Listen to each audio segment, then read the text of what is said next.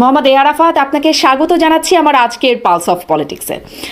আমি আপনার ধন্যবাদ। এই সম্প্রতি সময়ে কিছু সাক্ষাৎকার আমি দেখেছি, সেগুলো গণমাধ্যমে অনেকেই দেখেছেন, যার কারণে আমি আসলে আপনি বলেছেন যে আপনি স্ট্র্যাটেজিক বা কৌশলগত কারণে আপনি আসলে ক্যামেরায় আসতে চান না, ভিডিওতে আপনাকে দেখা যাচ্ছে না, যার কারণে এই কেন আসতে চাচ্ছেন না সেই প্রসঙ্গটি আমি এই জন্য আর পুনরাবৃত্তি না করি। আপনি কেমন আছেন, কোথায় আছেন বলবেন?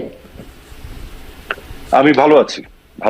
আমার নিরাপত্তার স্বার্থে কোথায় আছি এটা তো কাউকে বলিনি, আলাদাভাবে এখন বলার কোনো প্রশ্ন আসে না, বাট আমি ঠিক আছি, আচ্ছা, যাক। এতটুকুই বলতে পারি। একটা গুজব মাঝখানে শুনেছিলাম যে আপনাকে গ্রেপ্তার করা হয়েছে, পরে দেখা গেছে আসলে হয় নাই।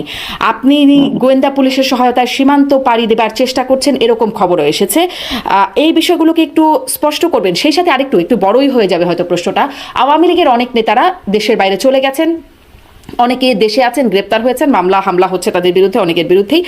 এবং আমার একটা অনুষ্ঠানে ভারতের প্রেস ক্লাবের সভাপতি গৌতম লাহিড়ী তিনি বলেছেন আওয়ামী লীগ নেতাদেরকে সীমান্ত পার করাতে সরকারের ভেতরের বা সরকার সমর্থক অনেকেই মোটা উৎকোচের বিনিময়ে তাদেরকে সীমান্ত পার করিয়ে দেবার জন্য তদবির করছেন ভারতের লোকদের সাথেই। আমার এই অনুষ্ঠানে আমি ব্রিগেডিয়ার শাখাওয়াত, সাবেক স্বরাষ্ট্র উপদেষ্টা, তাকে জিজ্ঞাসা করেছিলাম সেনানিবাসে 626 জন প্রসঙ্গে। তিনি আমাকে বলেছেন যে তাকে বা তার কাছে দুজনকে হস্তান্তর করা হয়েছে। কারা নাম জানতে চাইলে তিনি বলেছেন আনিসুল হক, সাবেক আইনমন্ত্রী, এবং সালমান এফ রহমান, এই দুজনকে। মানে তারপরেই আলোচনায় আসছে যে আসলে যেভাবে তারা পালিয়ে যাচ্ছিলেন সেই বিষয়টি সেটি আসলে খুব সঠিক একটা চিত্র ছিল, একটা সাজানো ব্যাপার ছিল। কিন্তু আমি যেটি আসলে আপনার কাছে প্রশ্ন করতে চাই, এই যে কাউকে ধরা হচ্ছে, কাউকে ছাড়া হচ্ছে, জুনায়েদ আহমেদ পলক আর সাবেক পররাষ্ট্রমন্ত্রী হাসান মাহমুদ, তাদেরকে একসাথে বিমানবন্দরে তাদেরকে আটক করা হলো। একজন চলে গেলেন বেলজিয়ামে, আর পলক রয়ে গেলেন গ্রেপ্তার হয়ে কারাগারে, রিমান্ডেও আছেন, তিনি গেছেন। মানে একটা পিক অ্যান্ড চুজ হচ্ছে। গৌতম লাহিড়ী যেমনটি বলেছেন মোটা উৎকোচ, এরকম কি আসলে কোনো বিষয় আছে আপনার জানা মতে? কোনো লেনদেন বা কোনো ডিলিং কি করতে হচ্ছে নিজেদের নিরাপত্তার স্বার্থে আপনাদেরকে? আচ্ছা, ধন্যবাদ। আপনি যতগুলি প্রশ্ন করেছেন এগুলো সবগুলির উত্তর আমার কাছে জানা নাই। যেগুলো আমি জানি সেগুলো উত্তর আপনাকে আমি দিচ্ছি। প্রথম, আপনি যে বিষয়টি উল্লেখ করেছেন আমার ব্যাপারে, একটি হচ্ছে যে আমাকে গ্রেফতার করা হয়েছিল, এবং আরেকটি আপনি যেটি বলেছেন যে একটি মোটা অঙ্কের টাকার বিনিময়ে তারপরে আমি সেখান থেকে বের হয়ে এসেছি। এই দুটোই ডাহা মিথ্যা কথা এবং পুরোপুরি গুজব, একেবারেই ডাহা মিথ্যা কথা। এগুলোর কোনো ভিত্তি নাই। আর তারপরে আপনি যেটি বলছেন অন্যান্য ব্যাপারে আসলে আমি বলতে পারবো না, কারণ আমার নলেজ এটা নাই। যেটা আমি জানি না সেটা তো আমি বলার কোনো সুযোগ নেই। তবে একটি তথ্য আপনাকে আমি দিতে পারি, যেটা আপনি বললেন যে ডক্টর হাসান মাহমুদও বিমানবন্দর থেকে উনি আটক হয়েছিলেন, সেটি সম্ভবত সত্য নয়। উনি কখনোই বিমানবন্দর থেকে আটক হন নাই। যে কথাটি বের হয়েছিল যে উনি বিমানবন্দরে গিয়েছিলেন, জুনায়েদ আহমেদ পলক, এবং উনি ওখান থেকে আটক হয়েছিলেন, ওনার বিষয়টি সম্ভবত সত্য নয়, আমি যতটুকু জানি। আচ্ছা, সম্ভবত সত্য নয়, আমরাও আসলে সম্ভবতই জেনেছি যে তাকেও গ্রেপ্তার করা হয়েছে বা আটক। এটি সত্য নয়। আচ্ছা, এটি একটি অসত্য গুজব ছিল। আচ্ছা। মানে তাহলে লেনদেনের কোনো বিষয় আপনার আসলে জানা নাই। তাহলে কেন পিক অ্যান্ড চুজ হচ্ছে, এটা কি আপনি বুঝতে পারছেন? যে কেউ চলে যাচ্ছেন, কেউ আটক হয়ে যাচ্ছেন, কেউ দেখুন, এটা আমি বুঝতে পারছি না, আমার কাছে কোনো তথ্য নাই। কিন্তু আমি যেটা ধারণা করতে পারি যে এরকম একটা কমপ্লেক্স সিচুয়েশনে, এরকম একটা অস্বাভাবিক বাস্তবতায়, যেখানে জঙ্গিরা রাস্তায় ঘুরে বেড়াচ্ছে এবং বিভিন্ন জনের বাসায় আক্রমণ করা হচ্ছে, অফিসে আক্রমণ করা হচ্ছে, লুটতারাজ করা হচ্ছে, মব কিলিং করা হচ্ছে, এরকম একটা বাস্তবতায়, কঠিন রিয়ালিটিতে আপনি কিভাবে এই হিসাব মিলাবেন? হ্যাঁ, কে কোথায় কিভাবে নিজেকে সিকিউর করতে পেরেছে, কে পেরেছে, কে পারেনি, কেন পেরেছে, কেন পারেনি, এটা খুব ডিফিকাল্ট কিন্তু এই মুহূর্তে এসবের উত্তর দেওয়া বা উত্তর খোঁজা। জি, আমি পরের জায়গাটি যাই। আপনার যে সাক্ষাৎকারগুলো শুনেছি সম্প্রতি, সেখানে আপনি বলছেন যে 4 তারিখেই সাবেক প্রধানমন্ত্রী বলেছিলেন যে পদত্যাগ করে তিনি টুঙ্গিপাড়ায় চলে যাবেন। উনি বলেছিলেন যে পদত্যাগপত্র লিখে সাইন করবেন এবং রাষ্ট্রপতির কাছে হস্তান্তর করবেন। যেই প্রশ্নটি করতে চাই, তিনি কি আসলে পদত্যাগপত্র সাইন করেছিলেন? যদিও এটি খুব বেশি পরবর্তীতে মানে সাইন করা বা না করার মধ্যে এই বর্তমান বাস্তবতায় সেটি আর খুব গুরুত্বপূর্ণ না হলেও এটি একটা অনেক বড় আলোচনা তুলেছিল। আপনি দেখেছেন রাষ্ট্রপতি প্রায় অপসারণ হয়েই যাচ্ছিলেন এই বিতর্কের সূত্র ধরে। তিনি কি আসলে পদত্যাগপত্র সাইন করেছিলেন, সাবেক প্রধানমন্ত্রী? দেখুন, মাননীয় প্রধানমন্ত্রী শেখ হাসিনা, বঙ্গবন্ধু কন্যা, উনি কিন্তু এবার প্রধানমন্ত্রী হতে চাননি। ওনার কিন্তু গতবারই সর্বশেষ ওনার টেনিয়র থাকার কথা ছিল, যেটি উনি বারেবার বলেছিলেন। কিন্তু উনি শেষের দিকে এসে সিদ্ধান্ত নিয়েছিলেন যে উনি এবার নির্বাচন করবেন এবং আওয়ামী লীগ বিজয়ী হলে উনি প্রধানমন্ত্রী হবেন। এর কারণ হচ্ছে, আপনারা জানেন যে গত টার্মে যেটা হয়েছে, কোভিড আসলো।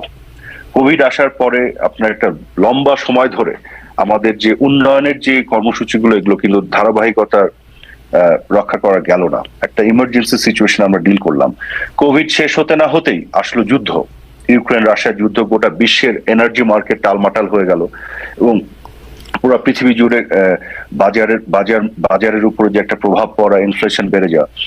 তো উনি ফিল করছিলেন, যতটুকু আমি জানি, যে ওনার আগের যে টার্ম, সেই টার্মে উনি 3 বছর থেকে 3.5 বছর উনি লুজ করেছেন, হারিয়েছেন ইন এ সেন্স। ওনার কতগুলি স্বপ্ন ছিল, কতগুলি ইচ্ছা ছিল। যেমন ধরেন, উনি চেয়েছিলেন যে বাংলাদেশে একটি মানুষও গৃহহীন থাকবে না, প্রত্যেকটি মানুষকে যাতে গৃহায়নের ব্যবস্থা করা যায়, এরকম আরো কতগুলি টার্গেট উনি সেট করেছিলেন। দারিদ্র বিমোচনের ক্ষেত্রে ওনার কিছু টার্গেট ছিল। তো ওনার প্ল্যান ছিল টার্গেট গুলি যদি শেষ করা যায়, উনি যদি লক্ষ্যমাত্রাগুলো পূরণ করতে পারেন, উনি রাজনীতি থেকে রিটায়ারমেন্টে যাবেন। এটাই ওনার প্ল্যান ছিল। এবং রাজনীতি থেকে রিটায়ারমেন্টে যাওয়ার পরে ওনার ইচ্ছা ছিল উনি টুঙ্গিপাড়ায় চলে যাবেন, ওখানেই থাকবেন। এটা কিন্তু ওনার আগে থেকে ঘোষণা দেয়া, এবং ওনার বিভিন্ন সময় প্রাইভেটলি উনি ডিসকাস করতে এগুলো বলতেন। কিন্তু যেহেতু আপনার কোভিড এর কারণে, কোভিড-19 এবং তারপর যুদ্ধ বিগ্রহ, এগুলোর কারণে 3-3.5 বছর নষ্ট হলো। মানে আমরা ইমার্জেন্সি ডিল করতে করতে সময় পার হয়ে গেল। মানে যে লক্ষ্যমাত্রাগুলো ওনার আগে ভিশন যেটা ওনার ছিল, সেগুলো তো আর উনি পূরণ করতে পারেননি। এই জন্য উনি এই টার্মে এসে আবার প্রধানমন্ত্রী হলেন এবং উনি চাচ্ছিলেন ওগুলোকে, ওই লক্ষ্যমাত্রাগুলো অর্জন করতে। যে কারণে আপনি দেখেছেন উনি গৃহায়নের যে প্রকল্পগুলি নিয়েছিলেন, এবং আরো বেশ কিছু বিষয় ছিল যেগুলো কিন্তু উনি সত্যিকার অর্থে করতে দিয়েছিলেন। তো এটা আমি এই কারণে বললাম, কারণ উনার সবসময় ওই ইচ্ছা ছিল রাজনীতি থেকে উনি রিটায়ারমেন্টে চলে যাবেন এবং যাওয়ার পরে উনি টুঙ্গিপাড়া যাবেন। তো যাই হোক, তো এখন এই যে আপনার যে বাস্তবতা তৈরি হলো, কোটা আন্দোলন, এবং সেখান থেকে যে বিভিন্ন ধরনের কমপ্লেক্স রিয়ালিটি তৈরি হলো, তো তখন এই 4 তারিখের যে যে সিচুয়েশনটা, যেটা আমি আরেকটি ইন্টারভিউতে বলেছিলাম, যে তখন উনি বেশ কয়েকবার ওভাবে বলেছিলেন যে মানে উনার মধ্যেও তো একটা কাজ করছিল যে আমি এত কিছু করলাম এই দেশের জন্য, এত ডেভেলপমেন্ট করলাম, দারিদ্রের হার 40 থেকে আমি 20-এ নিয়ে আসলাম, আমি লিটারেসির হার বাড়ালাম। কি করেন নাই উনি বাংলাদেশের জন্য?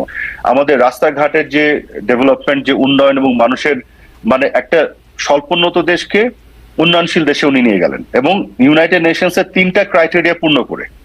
তো এই এত কিছু করার পরে ওনার মনের মধ্যে সেই দুঃখবোধটা কাজ করছিল যে আজকে এসে দেশের একটা অংশ বলছে যে উনারকে যে তারা যেভাবে উনাকে টার্গেট করে যে ধরনের আলোচনা সমালোচনা হচ্ছিল, তখন উনি দুঃখ করে বলছিলেন যে উনি আর থাকবেন না, যে আমার দরকার নাই, ওদের ভালো লাগে না, ওরা দেশ চালাক, আমি টুঙ্গিপাড়ায় চলে যাব। তো 4 তারিখে উনি কয়েকবার এই কথাটা বলেছিলেন যে উনি আর থাকবেন না। এইটা আমি আগের ইন্টারভিউতে বলেছি। তো কাজে এই যেটি বলা হয় যে মানে 5 তারিখে তিনি পদত্যাগপত্র সাইন করেছিলেন, তিনি থাকবেন না, এই সিদ্ধান্তটা বা এই ভাবনাটা তার মধ্যে কাজ করছিল। তারপরে আমি আসি অনেকগুলো আলাপ হচ্ছিল তখন, যার মধ্যে একটি আলাপ ছিল যে হ্যাঁ, 5 তারিখে ওরা যে তাদের যে প্রোগ্রামটি দিয়েছে, সেদিন যদি গোটা ঢাকা শহরকে আপনার নিরবিচ্ছিন্ন একটা ডিফেন্স সিস্টেমের মধ্যে রেখে এটাকে কন্টেইন করা যায়, পরবর্তীতে হয়তো উনি নির্বাচনের ঘোষণা দিবেন বা উনি চলে যাবেন, ওরকমও অনেক কিছু আলাপ করা হয়েছিল কিন্তু।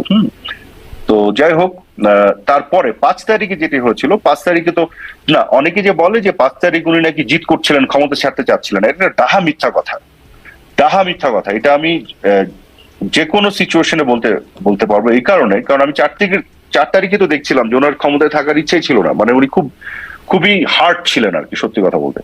যাই হোক, তো 5 তারিখের ঘটনাটা যেটা আমি জানি, উনি যেহেতু নিজে প্রপোজ করলেন উনি থাকবেন না, উনি চলে যাবেন, এবং উনি মূলত যেটা করতে চেয়েছিলেন, উনি বঙ্গভবনে যেতে চেয়েছিলেন, গণভবন থেকে পদত্যাগপত্র লিখে সেটা সাইন করে, এবং সেই পদত্যাগপত্র জমা দিতে। কিন্তু সত্যি কথা বলতে, যে সেই যে পদত্যাগপত্রটা, সেইটা কিন্তু আর রাষ্ট্রপতির কাছে নিয়ে যে জমা দেওয়া হয়নি। সাইন করা হয়েছিল অফিসিয়ালি সাইন করা হয়েছে কি হয়নি এটা কিন্তু আর ম্যাটার করে না। যদি ধরেন সাইন করা নাও হয়, পদত্যাগ পত্রটা কিন্তু ফিজিক্যালি থাকতে হবে, এবং সেই পদত্যাগ পত্রটা হ্যান্ড ওভার হতে হবে রাষ্ট্রপতির কাছে। আপনি যদি অফিসিয়াল জায়গা থেকে চিন্তা করেন, যেহেতু এটা করা যায়নি, তার আগেই উনাকে অনেকটা ফোর্স করে, জোর করেই ওখান থেকে ফিজিক্যালি রিমুভ করার জন্য তার হেলিকপ্টার উঠিয়েছে, বাধ্য করেছে, এবং দেশের বাইরে পাঠিয়ে দিয়েছে। যে কারণে ওই ফর্মালিটিসটা কিন্তু আর করা যায়নি। এবং আজকে আপনাকে আর একটা তথ্য দিই আমি, ইন্টারেস্টিং একটা তথ্য। সেটা হচ্ছে যে 3 দিন পরে, 5 তারিখের পরে 6, 7, 8 তারিখে সম্ভবত শপথ নেওয়ার যে বিষয়টি হলো, 3 দিন পরে যখন প্রফেসর ইউনূসের নেতৃত্বে এই অন্তর্বর্তীকালীন সরকারের শপথ নেওয়ার বিষয়টি হলো, তখন কিন্তু এই পদত্যাগপত্র খোঁজা হয়েছিল, কিন্তু পদত্যাগপত্র কেউ কিন্তু খুঁজে পায়নি। যাই হোক, সেটা অন্য ডিসকাশন, বাট সেটি আসলে রাষ্ট্রপতির হাতে পৌঁছায়নি। আচ্ছা, কারণ সেটা এমন একটা সিচুয়েশন ক্রিয়েট করা হলো, এমন একটা সিচুয়েশন ক্রিয়েট করা হলো যেটা এটা হলো না। কিন্তু ক্ষমতা উনি ছেড়ে দিতে চেয়েছিলেন, উনি হয়তো যেটা চেয়েছিলেন যে উনি বঙ্গভবনে যাবেন, পদত্যাগপত্র হস্তান্তর করবেন, মানে সেটি নতুন একটা সম্ভব সরকার হয়নি। হবে, সেটাকে উনি ওভারসি করবেন। জি, মোহাম্মদ আরাফাত,